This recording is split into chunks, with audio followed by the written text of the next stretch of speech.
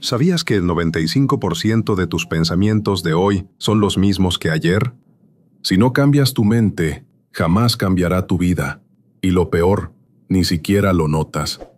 Hoy descubrirás un método simple, pero poderoso, para transformar tu mentalidad y abrir la puerta al éxito, la prosperidad y la confianza que siempre has buscado.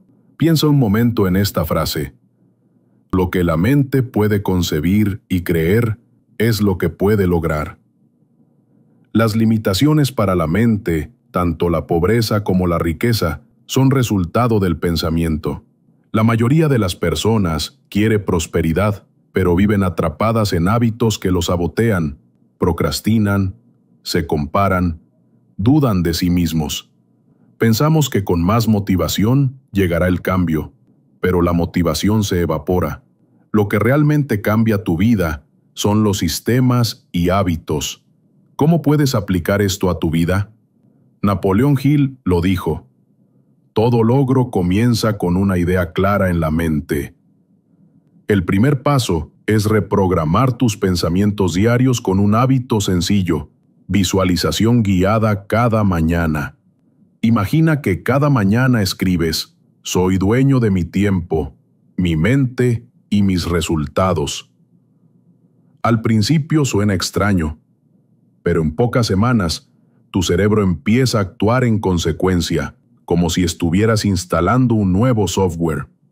La falta de claridad en los objetivos de vida, lo que impide tomar decisiones seguras y avanzar hacia la prosperidad.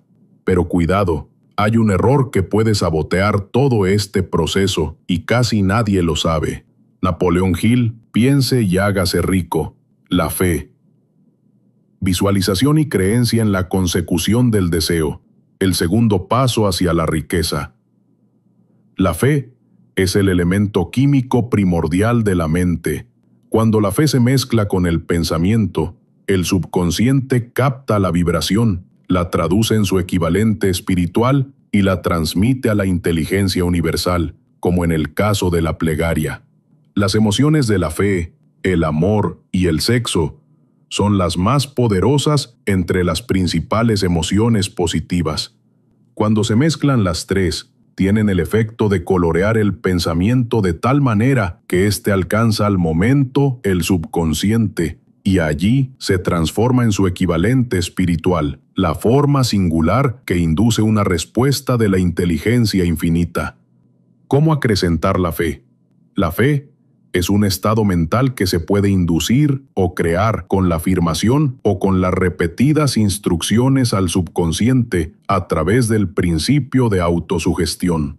Como ejemplo, considere el propósito por el que presumiblemente usted está viendo este video. El objetivo es, por supuesto, adquirir la capacidad de transmutar el pensamiento intangible del impulso del deseo en su contrapartida física, el dinero.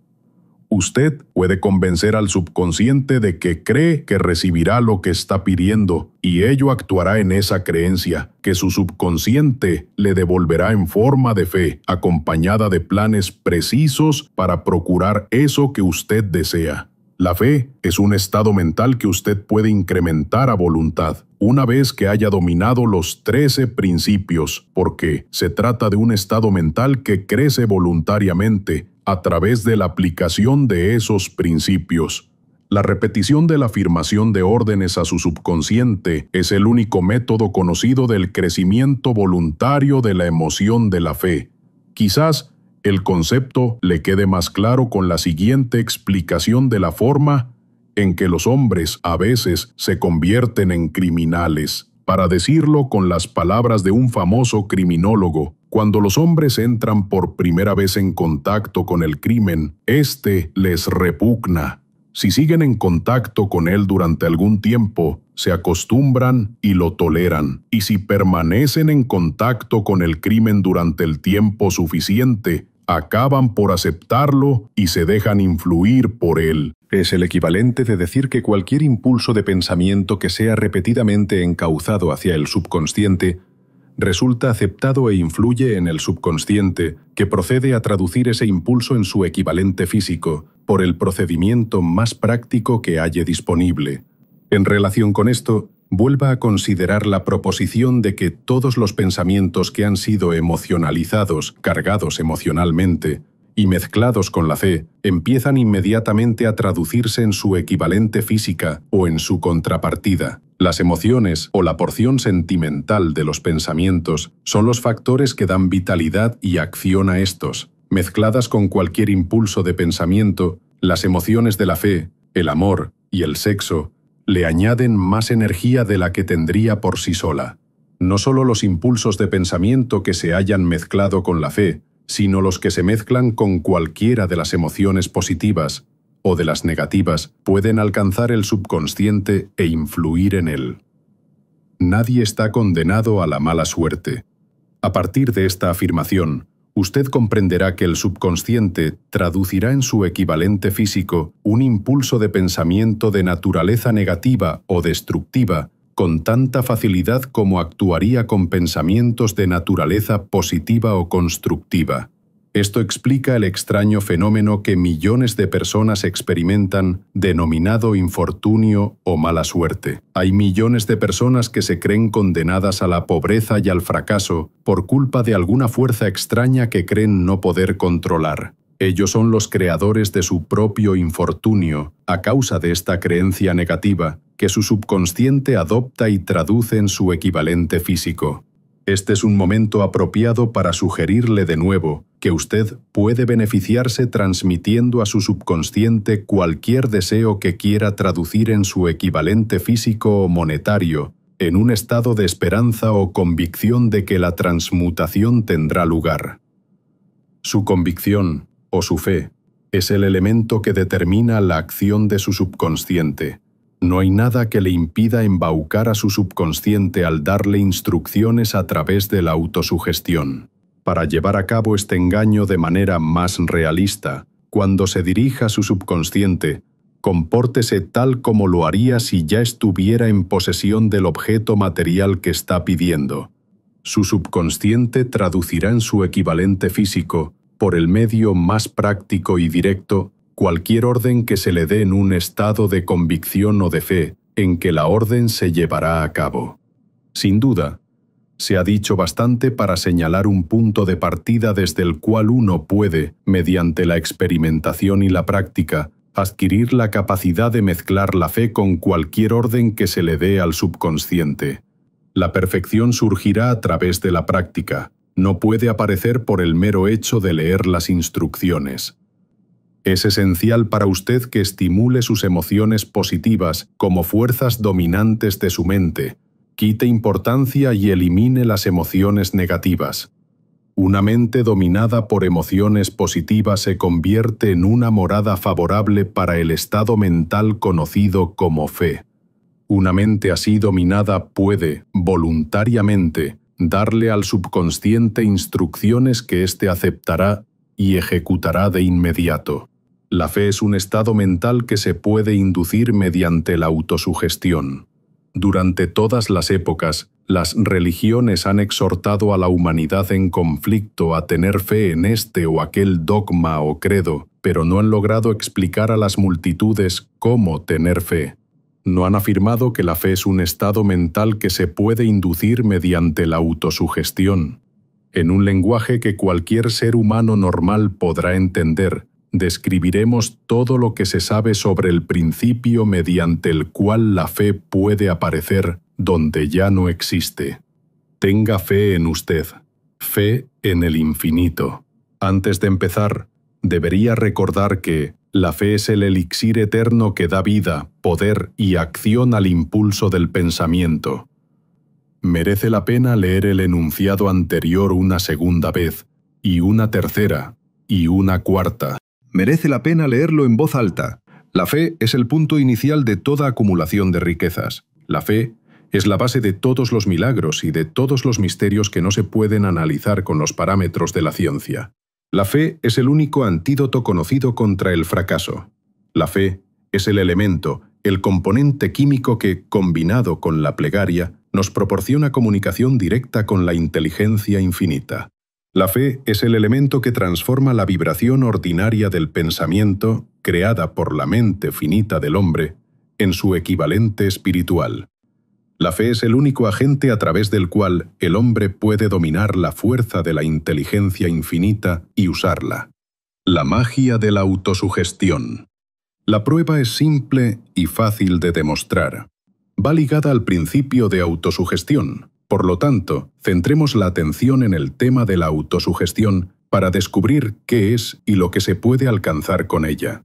Se sabe que uno llega, finalmente, a creer cualquier cosa que se repita a sí mismo, sea la afirmación verdadera o falsa. Si un hombre repite una mentira una y otra vez, con el tiempo aceptará esa mentira como algo cierto. Más aún, creerá que es cierta. Todo hombre es lo que es a causa de los pensamientos dominantes que él permite que ocupen su mente. Los pensamientos que un hombre adopta deliberadamente y que anima con entusiasmo, y con los que combina una emoción o más, constituyen las fuerzas motivadoras que dirigen y controlan cada uno de sus movimientos, actos y hazañas. Aquí tenemos el enunciado de una verdad muy importante. Los pensamientos combinados con cualquiera de las emociones constituyen una fuerza magnética que atrae otros pensamientos similares o relacionados. Un pensamiento así, magnetizado con la emoción, se puede comparar con una semilla que, cuando es plantada en terreno fértil, germina, crece y se multiplica una y otra vez, hasta que aquello que en un principio fue una semillita se convierte en innumerables millones de semillas de la misma clase. La mente humana está constantemente atrayendo vibraciones que armonicen con aquella que la domina. Cualquier idea, plan, pensamiento o propósito que uno abrigue atrae infinidad de ideas afines, adhiere estas ideas a su propia fuerza y crece hasta convertirse en el propósito maestro que domina y motiva al individuo en cuya mente se ha alojado. Volvamos ahora al punto inicial para informarnos de cómo se puede plantar en la mente la semilla original de una idea. La información es fácil de entender. Cualquier idea, plan o propósito se puede injertar en la mente mediante la repetición del pensamiento. Por eso le damos instrucciones para que ponga por escrito un planteamiento de su propósito principal u objetivo primordial y preciso, lo memorice y lo repita en voz alta todos los días hasta que las vibraciones auditivas hayan alcanzado su subconsciente. Decídase a dejar de lado las influencias de todo ambiente desfavorable para construir su propia vida a medida. Al hacer un inventario de sus recursos y capacidades mentales, quizá usted descubra que su mayor debilidad sea su falta de confianza en sí mismo. Esta desventaja puede ser superada y la timidez transformada en coraje a través de la ayuda que el principio de la autosugestión proporciona. La aplicación de este principio puede ejecutarse mediante la sencilla enunciación de los impulsos de pensamiento puestos por escrito, memorizados y repetidos hasta que lleguen a formar parte del instrumental del que la facultad inconsciente de su mente disponga. Fórmula de la confianza en uno mismo. Primero, sé que tengo la capacidad de alcanzar el objeto del propósito definido de mi vida. Por lo tanto, exijo de mí mismo acción perseverante y continua hasta conseguirlo, y aquí y ahora prometo ejecutar tal acción. Segundo, me doy cuenta de que los pensamientos dominantes de mi mente se reproducirá con el paso del tiempo en actos externos y físicos para transformarse en una realidad física. Por lo tanto, concentraré mis pensamientos durante 30 minutos cada día en la tarea de pensar en la persona en que me propongo convertirme, creando de este modo una imagen mental clara. Tercero, sé que, mediante el principio de la autosugestión, cualquier deseo que abrigue con perseverancia buscará expresarse a través de ciertos medios prácticos para obtener el objeto que haya tras él. Por lo tanto, dedicaré 10 minutos cada día a pedirme el incremento de la confianza en mí mismo. Cuarto, he escrito con claridad una descripción del objetivo primordial de mi vida, y nunca dejaré de esforzarme hasta que haya conseguido la suficiente confianza en mí mismo para alcanzarlo. Quinto, comprendo con claridad que no hay riqueza ni posición que pueda durar mucho tiempo, a menos que se haya formado sobre la lealtad y la justicia. Por lo tanto, no me comprometeré en ninguna transacción que no beneficie a todos a los que afecte. Tendré éxito atrayendo hacia mí las fuerzas que deseo emplear y la cooperación de otras personas. Inducirá a otros a servirme, por obra de mi disposición de servir a otros. Eliminaré el desprecio, la envidia, los celos, el egoísmo y el cinismo, y cultivar el amor por toda la humanidad, porque sé que una actitud negativa hacia los demás nunca me dará el éxito. Haré que los demás crean en mí, porque yo creeré en ellos y en mí mismo. Firmaré esta fórmula con mi nombre, la memorizaré y la repetiré en voz alta una vez cada día, con la fe absoluta de que influirá gradualmente en mis pensamientos y mis actos, para que yo me convierta en una persona que confía en sí misma y que goza del privilegio del éxito. Tras esta fórmula, hay una ley de la naturaleza que ningún hombre ha sido todavía capaz de explicar. El nombre por el que dicha ley se conoce tiene poca importancia. Lo que importa de ella es que funciona, para la gloria y el progreso de la especie humana, si es usada de forma constructiva. Por otra parte, si se la usa destructivamente, destruirá con la misma facilidad. En esta afirmación podemos encontrar una verdad muy importante. Quienes se hunden en la frustración y acaban su vida en la pobreza, la miseria y la angustia, lo hacen a causa de la aplicación negativa del principio de la autosugestión. La causa se puede encontrar en el hecho de que todos los impulsos de pensamiento tienen tendencia a vestirse de su equivalente físico, el desastre del pensamiento negativo. El subconsciente no distingue entre impulsos de pensamiento positivos o negativos. Trabaja con el material que le suministramos a través de nuestros impulsos de pensamiento. El subconsciente traducirá en algo real un pensamiento regido por el miedo con tanta facilidad como transformaría en realidad un pensamiento regido por el coraje o por la fe. Tal como la electricidad hace girar las ruedas de la industria y rinde servicios útiles si se la emplea correctamente, o acaba con la vida si se hace mal uso de ella, así, la ley de la autosugestión nos conducirá a la paz y la prosperidad, o nos arrastrará hacia el valle de la miseria, el fracaso y la muerte, de acuerdo con el grado de comprensión y aplicación que tengamos de ella. Si uno se llena la cabeza de miedos, dudas y desconfianza en su capacidad para conectar y usar la fuerza de la inteligencia infinita, la ley de la autosugestión adoptará ese espíritu de desconfianza y lo usará como patrón mediante el cual el subconsciente lo traducirá en su equivalente físico.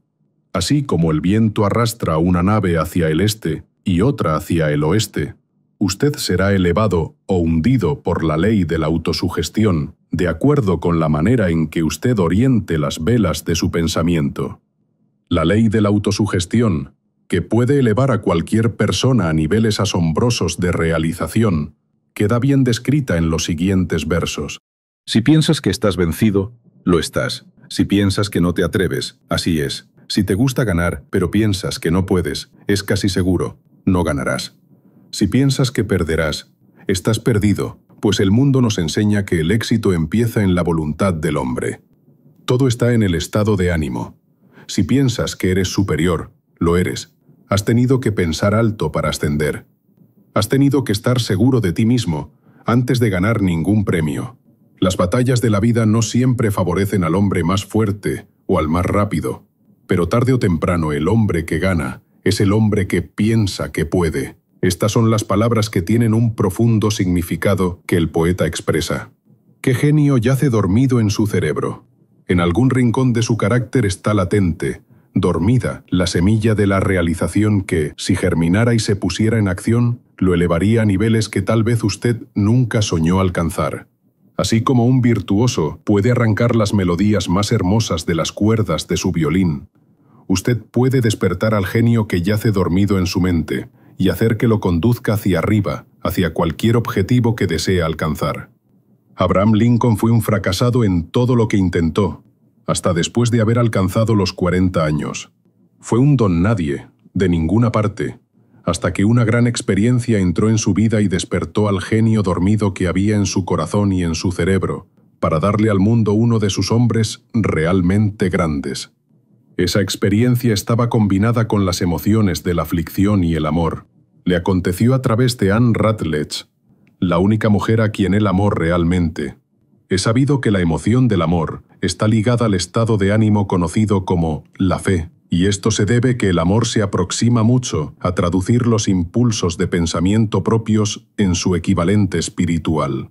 Durante su labor de investigación, el autor ha descubierto, a partir del análisis de la vida y obra y realizaciones de centenares de hombres de posiciones destacadas, que detrás de casi cada uno de ellos existía la influencia del amor de una mujer.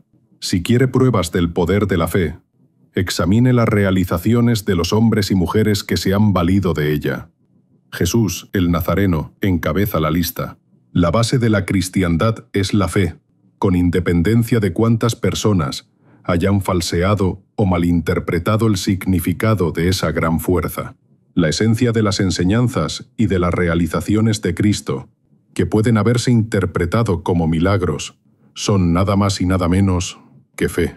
Si hay fenómenos milagrosos, se producen solo a través del estado mental conocido como la fe. Consideremos el poder de la fe, tal como nos la mostró un hombre bien conocido por toda la humanidad, el Mahatma Gandhi, de la India. En este hombre, el mundo tuvo uno de los ejemplos más sorprendentes de las posibilidades de la fe que conozca la humanidad. Gandhi ostentó más poder potencial que ningún otro de sus contemporáneos, y ello a pesar del hecho de que no contó con ninguna de las herramientas ortodoxas del poder, tales como dinero, barcos de guerra, soldados, ni material bélico. Gandhi no tenía dinero, ni casa, ni siquiera ropas, pero tenía poder. ¿Cómo lo obtuvo? Lo creó a partir de su comprensión del principio de la fe, y mediante su capacidad para trasplantar esa fe al espíritu de 200 millones de personas. Gandhi consiguió la sorprendente proeza de influir en 200 millones de mentes para formar un conglomerado humano que se moviese al unísono, como un solo hombre.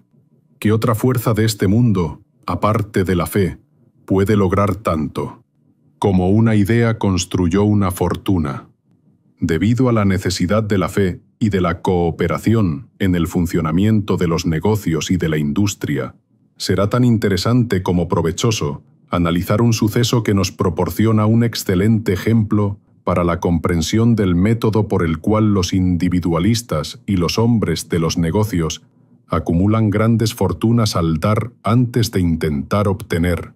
El suceso elegido para este ejemplo data de comienzos de siglo, cuando se estaba formando la United States Steel Corporation, Corporación del Acero de Estados Unidos. A medida que escuche la historia, tenga presente esos hechos fundamentales y comprenderá cómo las ideas se han convertido en fortunas inmensas. Si usted es de los que se han preguntado a menudo cómo se han acumulado las grandes fortunas, esta historia de la creación de la United States Steel Corporation le resultará esclarecedora.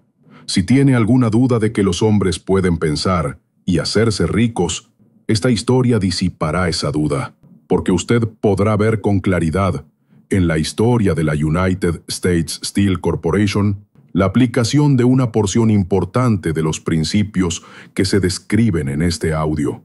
El asombroso relato del poder de una idea ha sido escrito de forma espectacular por John Lowell, del New York World Telegram, y la transcribimos con su cortesía. Un bonito discurso de sobremesa por $1.000 millones. Aquella noche del 12 de diciembre de 1900, en la que unos 80 miembros de la sociedad financiera se reunieron en el salón de banquetes del University Club, en la Quinta Avenida, para hacer los honores a un hombre joven del oeste de Estados Unidos, ni media docena de los invitados supuso que estaban a punto de presenciar el episodio más importante de la historia de la industria estadounidense. J. Edward Simmons y Charles Stuart Smith, llenos de gratitud por la pródiga hospitalidad con que Charles M. Schwab les había regalado durante una reciente visita a Pittsburgh. Habían organizado la cena para presentar a aquel empresario del acero de 38 años a la Sociedad de Banqueros del Este de Estados Unidos, pero no esperaban que magnetizara de tal modo la convención. De hecho, le advirtieron que los corazones que rellenaban las camisas de Nueva York no reaccionarían a la oratoria, y que si no quería aburrir a los Stillman y los Harriman y los Vanderbilt, sería mejor que se limitara a 15 o 20 minutos de intrascendencias amables, pero nada más. Incluso John Pierpont Morgan, sentado a la derecha de Schwab, como indicaba su dignidad imperial, se contentó con agradecer muy brevemente su presencia en la mesa del banquete. Y en lo que se refería a la prensa y al público, todo el asunto presentaba tan poco interés que los periódicos del día siguiente ni lo mencionaron, de manera que los dos anfitriones y sus distinguidos invitados probaron los habituales 7 u 8 platos. Hubo poca conversación, y versara sobre lo que versase fue parca y discreta, aunque algunos de los banqueros y agentes de bolsa habían visto antes a Schwab, cuya carrera había florecido en los bancos de Monongahela. Ninguno lo conocía bien. Pero, antes de que la velada acabara, ellos y Money Master Morgan quedarían admirados, y un bebé de $1,000 millones, la United States Steel Corporation, nacería allí. Quizás sea una lástima para la historia que no se haya hecho ninguna grabación del discurso de Charlie Schwab en aquella cena. Sin embargo, tal vez se tratara de un discurso casero, con incorrecciones gramaticales, pues los perfeccionismos del lenguaje nunca le interesaron a Schwab, lleno de refranes y compaginado con ingenio. Pero, aparte de eso, obtuvo una fuerza y un efecto impresionantes sobre los $5,000 millones de capital estimado que los comensales representaban.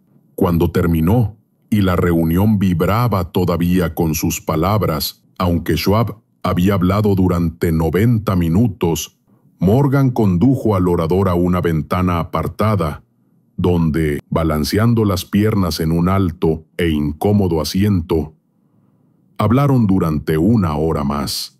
La magia de la personalidad de Schwab se había puesto en acción con toda su potencia, pero lo más importante y perdurable fue el programa detallado y explícito que presentó para el engrandecimiento del acero. Muchos otros hombres habían tratado de interesar a Morgan en montar juntos un trust del acero a partir de combinaciones con empresas de pastelería, cables y flejes, azúcar, goma, whisky, aceite o goma de mascar. John W. Gates, el apostador, lo había urgido a hacerlo, pero Morgan no haría confiado en él. Los hermanos Moore, Bill y Jim, mayoristas de Chicago que habían fusionado una fosforera y una corporación de galletitas, habían tratado de convencerlo, fracasando en su intento. Elbert H. Gary, el sacrosanto abogado del Estado, quiso atraerlo a su terreno, mas no llegó a ser lo bastante grande como para impresionarlo. Hasta que la elocuencia de Schwab elevó a J.P. Morgan a las alturas desde donde pudo visualizar los sólidos resultados del proyecto financiero más atrevido que se hubiera concebido nunca, la idea era considerada un delirante sueño de especuladores ingenuos. El magnetismo financiero que, hace una generación, empezó a atraer miles de compañías pequeñas y a veces, ineficazmente, dirigidas a combinaciones más grandes y competitivas, se ha vuelto operativo en el mundo del acero gracias a los artilugios de aquel jovial pirata de los negocios, John W. Gates. Este había formado ya la American Steel and Wire Company, con una cadena de pequeñas empresas, y junto con Morgan había creado la Federal Steel Company.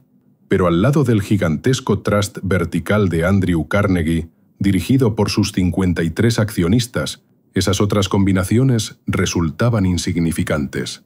Podían combinarse como mejor les pareciese, pero ni todas juntas harían mella en la organización de Carnegie, y Morgan lo sabía. El viejo escocés excéntrico también lo sabía. Desde las majestuosas alturas de Skibo Castle había visto, primero divertido y luego con resentimiento, los intentos de las pequeñas compañías de Morgan entremetiéndose en sus negocios. Cuando esos intentos se tornaron demasiado importantes, el mal genio de Carnegie se convirtió en ira y en deseos de venganza. Decidió duplicar cada fábrica suya por cada una que sus rivales poseyeran. Hasta entonces, no había tenido interés en cables, tubos, flejes y planchas. En cambio, se contentaba con venderle el acero en bruto a esas compañías y las dejaba que trabajaran en la especialización que quisieran. Ahora, con Schwab como jefe y lugarteniente capaz, planeaba rinconar a sus enemigos contra la pared. Así fue como Morgan vio la solución a su problema de combinaciones en el discurso de Charles M. Schwab. Un trust sin Carnegie, el gigante, no sería ningún trust, sino un pastel de ciruelas sin ciruelas. El discurso de Schwab de aquella noche del 12 de diciembre de 1900 aportó la sugerencia, que no la solicitud, de que el vasto imperio Carnegie podía llegar a estar bajo la sombra de Morgan. Habló del futuro mundial del acero, de reorganización en aras de la eficiencia, de especialización, de deshacerse de compañías improductivas, de la concentración del esfuerzo en las propiedades florecientes, de ahorros en el tráfico de mineral bruto, de ahorros en los departamentos directivos y administrativos, de captar mercados extranjeros. Más que todo eso, les dijo a los bucaneros que había entre ellos dónde estaban los errores de su piratería habitual. Sus propósitos, suponía él, habían sido crear monopolios, aumentar los precios y pagarse a sí mismos dividendos exagerados más allá de todo privilegio. Con su estilo campechano, Schwab condenó ese sistema. La estrechez de miras de semejante política, dijo a su auditorio, residía en el hecho de que restringía el mercado en un momento en que todo pugnaba por la expansión. Abaratando el coste del acero, explicó, se crearía un mercado expansivo, se idearon más usos para el acero y se captaría una parte considerable del mundo de la industria. En realidad, aunque él no lo supiese, Schwab era un apóstol de la moderna fabricación en serie. Así acabó la cena en el University Club. Morgan se fue a su casa para pensar en las predicciones de progreso de Schwab. Schwab regresó a Pittsburgh a dirigir el negocio siderúrgico para W. Andra Carnegie, mientras Gary y todos los demás volvían a sus teletipos para especular, anticipándose al próximo movimiento. No tardó mucho en suceder. A Morgan le llevó más o menos una semana digerir el festín de razonamientos que Schwab le había puesto delante. Cuando se aseguró de que no iba a sufrir ninguna indigestión financiera, llamó a Schwab y se encontró con un hombre bastante reticente. Al señor Carnegie, le dijo Schwab, quizá no le alegrara mucho descubrir que el presidente de su conglomerado de empresas había estado coqueteando con el emperador de Wall Street, el barrio que Carnegie había resuelto no pisar jamás. Entonces John W. Gates, que hacía de intermediario entre Morgan y Schwab, sugirió que si Schwab estuviera casualmente de paso por el Bellevue Hotel de Filadelfia, J.P. Morgan podía coincidir con él en el mismo sitio. Sin embargo, cuando Schwab llegó, Morgan se hallaba enfermo en su casa de Nueva York y, presionado por el hombre mayor, Schwab viajó a Nueva York y se presentó ante la puerta de la biblioteca del financiero. En la actualidad, ciertos historiadores de la economía han expresado la sospecha de que esta historia, desde el principio al fin, fue planificada por Andrew Carnegie, que la cena en honor de Schwab, el célebre discurso, la reunión del domingo por la noche entre Schwab y el rey del dinero, fueron sucesos que el sagaz escocés había preparado de antemano. La verdad es precisamente todo lo contrario. Cuando Schwab fue llamado a cerrar el trato, ni siquiera sabía si el jefecito, como llamaban a Andrew, prestaría atención a una oferta de vender, en particular a un grupo de hombres a quienes Andrew consideraba dotados de algo menos que la beatitud. Pero Schwab acudió a la reunión con 6 hojas escritas de su puño y letra, llenas de datos que, según él, representaban el valor físico y potencial de rendimiento de cada compañía metalúrgica que él consideraba una estrella esencial en el nuevo firmamento del metal. 4 hombres sopesaron esos esquemas durante toda la noche.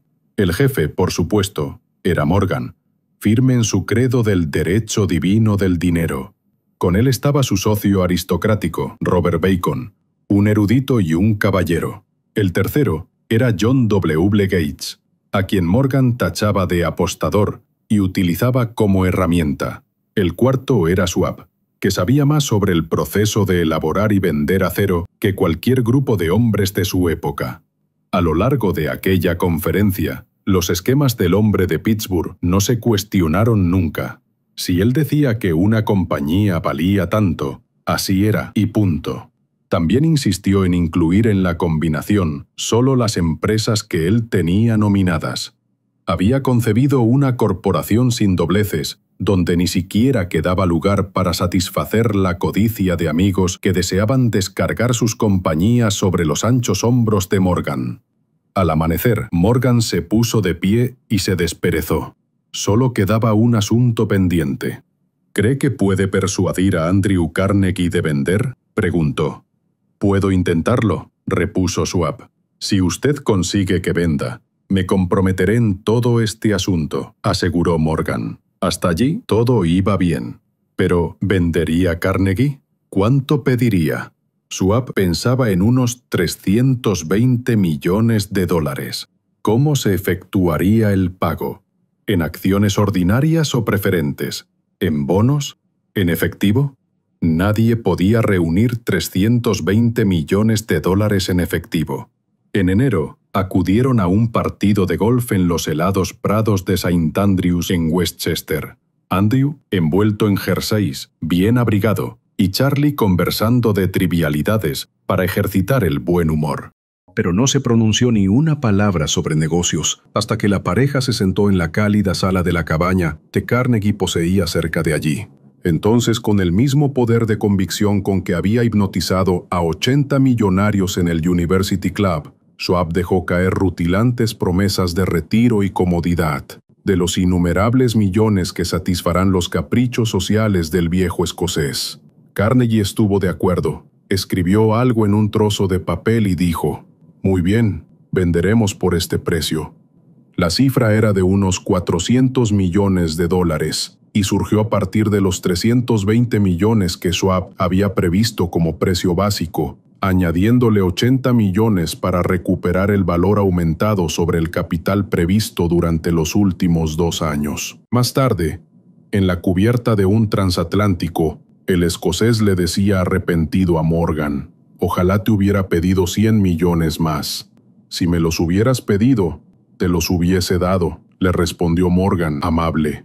Hubo cierto alboroto, por supuesto. Un corresponsal británico envió un cable diciendo que el mundo del acero extranjero estaba aterrado ante la gigantesca corporación. El presidente Hadley, de Yale, declaró que a menos que se regulasen los trusts, el país tendría un emperador en Washington durante los próximos 25 años. Pero ese hábil agente de bolsa que King era, se aplicó a su trabajo de impulsar tan vigorosamente las nuevas acciones hacia el público que todo el exceso de liquidez, estimado por algunos en cerca de 600 millones de dólares, fue absorbido en un abrir y cerrar de ojos.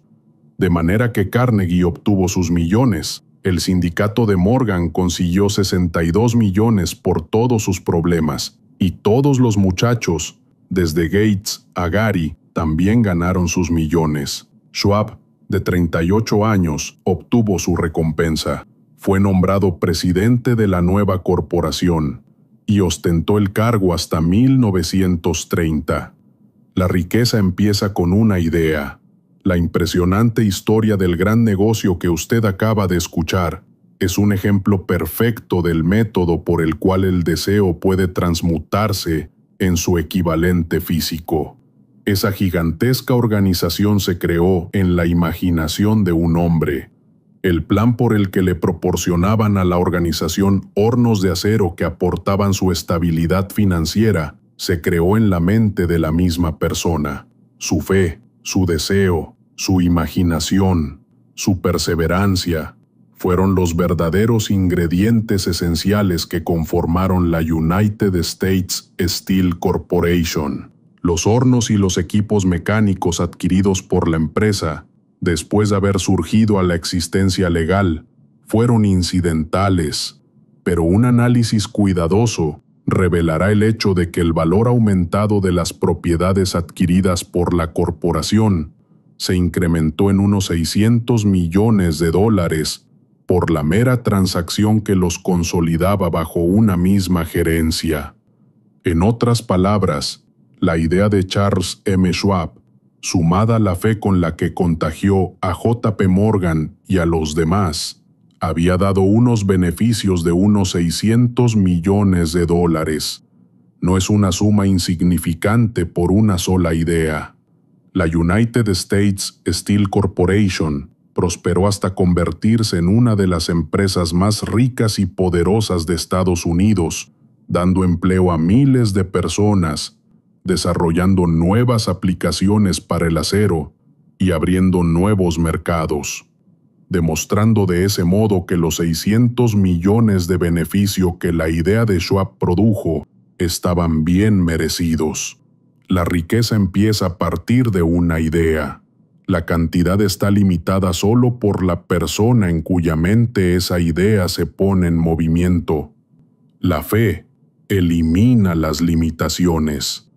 Cuando esté preparado para negociarle a la vida lo que usted desee, recuerde, usted es el que pone el precio por obtener lo que quiere.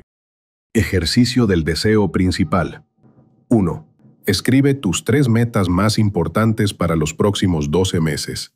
2. Para cada meta, define con claridad por qué la deseas, tu motivación interna. 3. Describe qué sacrificios o compromisos estás dispuesto a asumir para alcanzarla. 4. Redacta una afirmación positiva en tiempo presente. Ejemplo, estoy logrando mi meta con tractina y confianza. 5. Léela en voz alta cada mañana y cada noche durante al menos 30 días. 6. Revisa semanalmente tu progreso y ajusta acciones si es necesario.